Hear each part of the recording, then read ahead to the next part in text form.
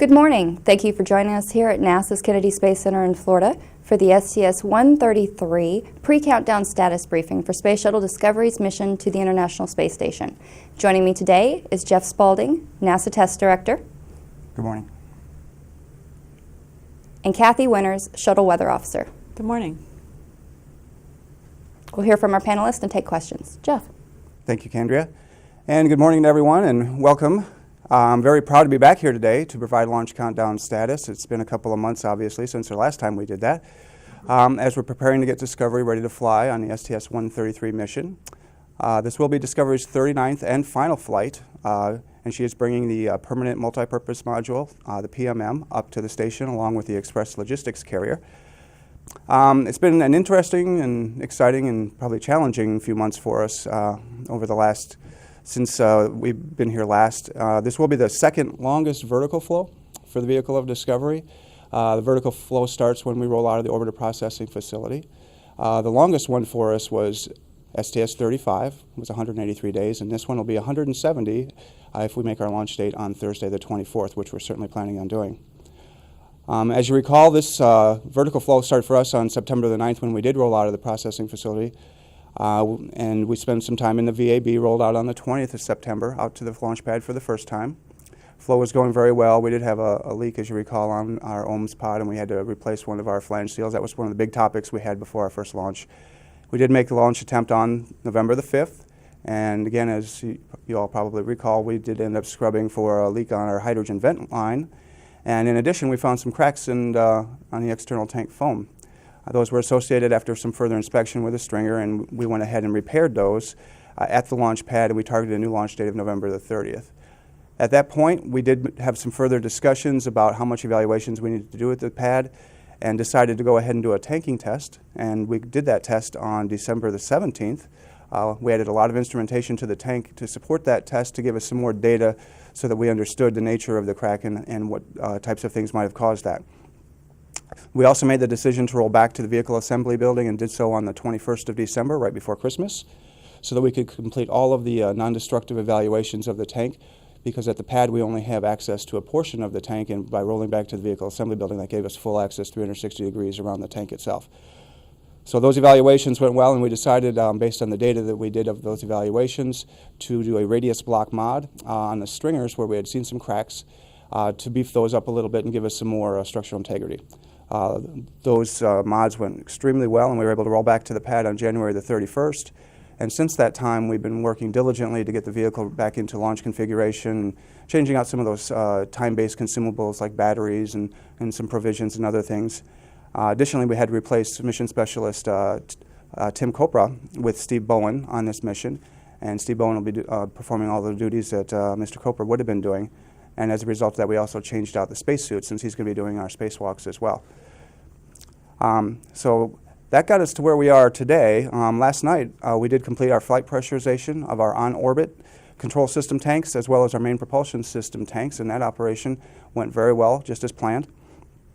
I got the pad back open about 5:45 this morning. Since that time, we've been working deconfiguring from that up and also getting ready to perform our launch countdown preparations. And all of that will continue throughout the day as we get into call to stations this afternoon at 2:30 for the launch countdown, and then our countdown clock will begin counting at 3 o'clock from T-minus 43 hours. At that point, we'll get right into our final checkout and configuration of our onboard avionics systems, and then we'll work preparations for fuel cell reactants later tonight. At 7 o'clock tomorrow morning, we will clear the pad for the loading of those reactant operations and continue those preps until the actual loading, which starts at 12:30 in the afternoon. We expect the pad to open up about 6 tomorrow evening from that up, and then we'll continue with about 120 pounds of liquid oxygen that we continue to offload of the vehicle to get us to our appropriate flight load and flight mass for that system, which is about 4 more hours of work to do there. We will proceed with our checkout of our orbiter and ground communication systems and all of the networks associated with those on Wednesday afternoon at about 2:30, followed then by our final flight crew equipment stowage operations at about 4. On Wednesday evening, the rotating service structure will be pulled back away from the vehicle, and the xenon lights will be turned on, revealing the vehicle in its launch form for the last time, and that'll be about 8 o'clock on Wednesday evening when we do that. Then as we go just past midnight, about 12:30 or so, our countdown clock will resume from T-minus 11 hours, And then at that point, we'll begin our final loading preparations and begin clearing the pad about 2 a.m. on Thursday morning. Our earliest tanking time is at 7:25 Thursday morning. Takes about 3 hours as normal.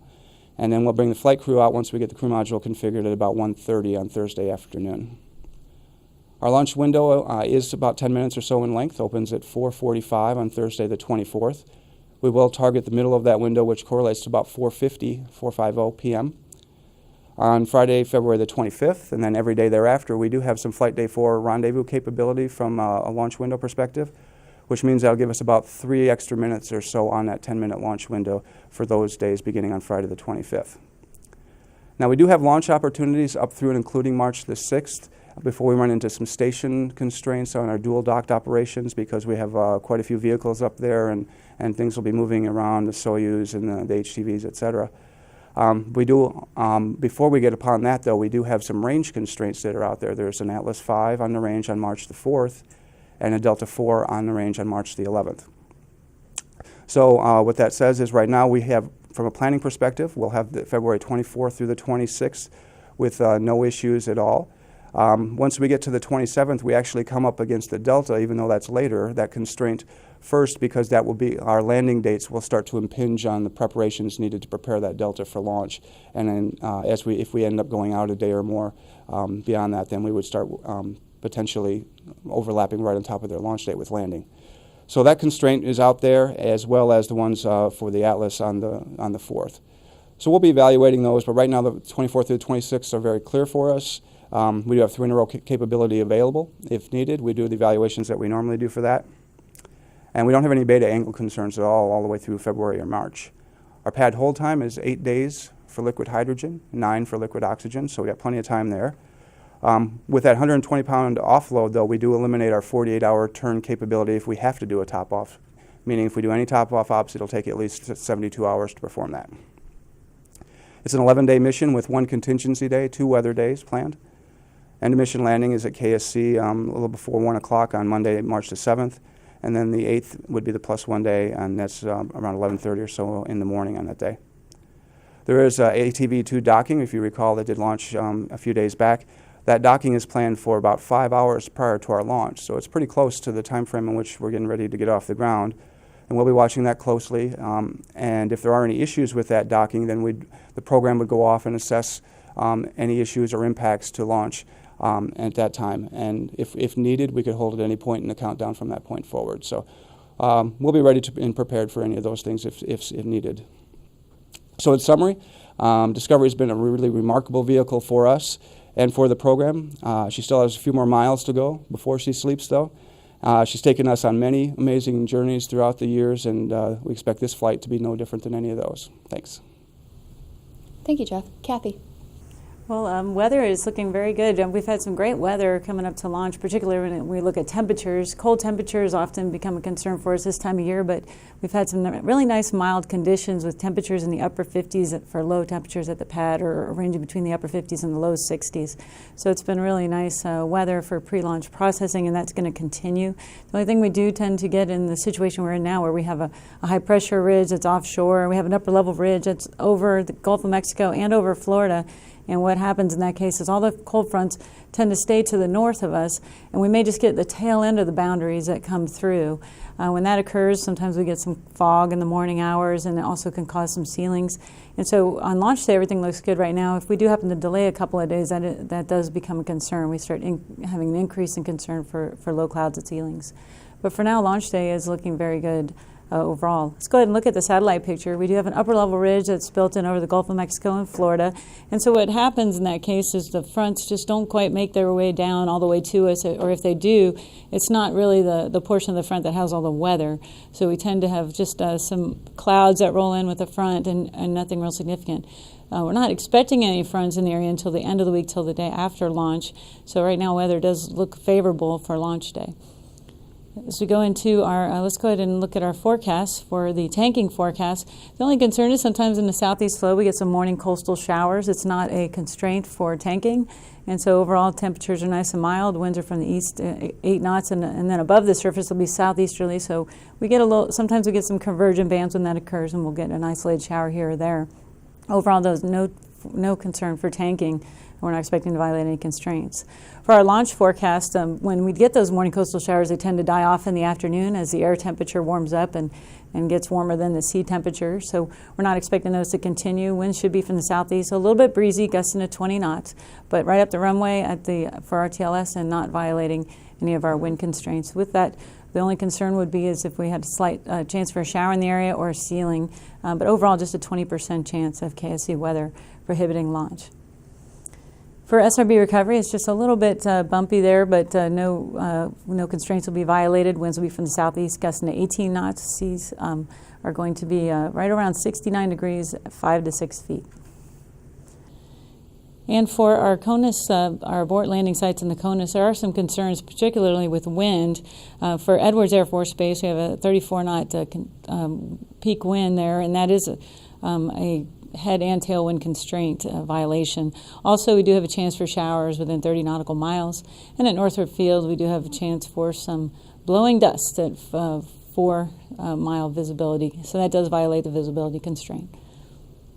For the TAL sites, weather does look good at Zaragoza and Morone. For Istris, though, there is concern with winds there gusting up to 33 knots. And so with that, that is a headwind of 33 knots. So that's the only concern, though. The other two sites, no violations. So we do have at least one good TAL site. If we do happen to delay 24 hours, this is when a frontal boundary will start coming into the northern Florida on this day. Winds will shift around to the southwest, gusting about 19 knots. We do have just a slight concern for showers and also ceiling in the area. We do have a little more concern about the ceiling with there being more clouds coming into the area. So with that, we have a 30% chance of KSC weather prohibiting launch. For our abort landing sites in the U.S., we do have some windy weather again, 29 knots there at Edwards Air Force Base and also at Northrop, and also blowing dust being a concern there again. So overall, we do still have windy conditions on day 2 for the abort landing sites in the U.S. But the TAL sites do improve on this day. All 3 TAL sites do look good. We do have a peak wind there. It's just at 22 knots, but that is not a violation. And if we happen to delay 48 hours, this is where we start getting concerned about a ceiling, because a front will come down into the area, but it's not going to push through real cleanly. Because we have the upper level ridge in the area, it just tends to get squelched a little bit, but no real significant trough comes in, and so the fronts linger. With that, we do have more of a chance for a ceiling on this day, around 5,000 feet. And that could potentially violate it. It will depend on the thickness of the ceiling, and it would also depend on if the forward observers get good visibility on the vehicle. We also do have a chance for showers on this day. So with that, we do have a 40% chance of KSC weather prohibiting launch. For the abort landing sites out west, again, more concerns still with wind, just not good weather there all 3 days. And for the TAL sites, we do have some concerns both with Zaragoza and Istris. Space Flight Meteorology Group is forecasting showers within 20 nautical miles of both of those locations, but Morone is still a good TAL site on this day. So overall, the first day of our launch day is the best day weather-wise before that front comes down into the area, and a 20% chance of KSC weather prohibiting launch. Thank you. We'll now take questions. When the microphone comes your way, please state your name, affiliation, and to whom you're addressing your question. Let's start with Marcia. Press for Kathy. Is this the same weather system that's affecting both AOA sites, or is this just coincidentally bad at both? And how long is that going to continue? Well, it is the same system, and basically what happens is they're in the trough situation out there where they get the trough and we have the ridge, and so we get the lows that come through and tighten up the gradient out there. So it is that, but I'm not sure how long it's supposed to continue. I need to check with Spaceflight Meteorology Group on that, but it certainly is a factor for these days here. And I'm wondering if either of you ever remember a launch scrub for AOA weather? I know we've had tail problems in the past. Usually, as long as we have RTLS, it's good, but we would have to check on that. It depends on the situation on if it's mandatory, but usually it's. I can't remember myself. Yeah, I don't know of any time we aborted just for AOA. Yeah, it's usually we're good as long as we have Kennedy Space Center as a RTLS and AOA site, which we do.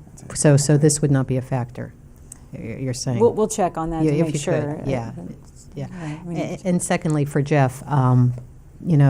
Is this sort of a silver lining that your team has had Discovery to baby, to pamper and get ready for 4 extra months that normally wouldn't have happened? Well, I think the team always appreciates the vehicle discovery. The people that have worked on this team have loved this vehicle, for many, many years. And so it's a bittersweet thing for them to say goodbye to her on her last mission. But I think they also have put the pride and the dedication in that we've seen throughout the years. And this last few months have been no different than that. So, I think everybody's proud in what they've done, and they're really happy to see her go off on this last mission. Todd. Todd Halverson of Florida Today. First for Jeff, I wanted to clear up the AOA launch commit criteria. Does one of those two sites have to be available? And also, I wanted to know what would happen if you guys were delayed up until the point of March 4th and the government shut down. Would you be able to make a launch attempt in that case? Okay, on the first one, and I would have to go back and review where we are on all of our launch abort boundaries from the AOA perspective, and to see whether we have coverage and overlap on those and for this particular mission. And I haven't looked at those specifically, but we can take a look at that and make sure that we have coverage and where we don't have coverage on the AOA ones to make sure. And maybe Kathy knows a little bit more on the weather side of it, but we would have to review that. And then on the second question, clearly we're going to go down the path and be ready to go whatever the program comes back and whatever everybody comes back and says this is going to be our plan for whatever it is, and we'll be ready to support that as we always have, regardless of what other things are out there. So I can't predict what's going to happen with all of those other things, but certainly our job is to make sure that we're ready for any posture and anything that does happen out there. Robert. Hi, Robert Perlman with CollectSpace.com. For Jeff, I realize that you said, and Mike Moses said the other day, that that if ATV couldn't dock or there was a problem, that it would be a real-time decision. But is there a scenario where if you couldn't dock on that day, that you could still launch that day? And the same thing for the next day. Would you be able to, is there a scenario where you could reset that quickly for the next day? The program is still looking at all the different contingency options and all the different types of things that could go wrong associated with that docking in that vehicle. So I don't have all of that data. That's going to be a program decision based on what those contingency scenarios come back and say that are acceptable and those that are not. What our job is here is to make sure that we can support any or all of those and be ready in a posture from a launch perspective to be ready to go whenever they give us that green light. So those are honestly still in work, and so I can't really comment on where we are with all of those because I don't honestly know. Thanks. And given that this is the last flight of Discovery, is the launch team at all planning to mark that milestone during the count in any way? During the countdown, we don't really have anything planned because we like to keep everyone focused, and they always are. And I say we like to keep them, but they always are focused, and we don't like to do things to distract them. We have right along during this particular flow and on the other ones too. We've tried to take time out and mark some of the milestones along the way. And I know folks have taken the opportunities to reflect on a lot of different things, and we've done some things that are both personal and otherwise with the teams. And so we've done a lot of that along the way, and I think people will do a lot of that in their own way as we go through the remainder of the countdown. It'll be special to a lot of folks, I think. Are there any further questions? That will conclude today's L-3 pre-countdown status briefing. As a reminder, the countdown begins this afternoon at 3 p.m. Eastern Time. Please join us live on NASA television tomorrow at 10 a.m. Eastern for the L-2 countdown status briefing. For more information on the STS-133 mission and crew, visit www.nasa.gov/shuttle. Thank you.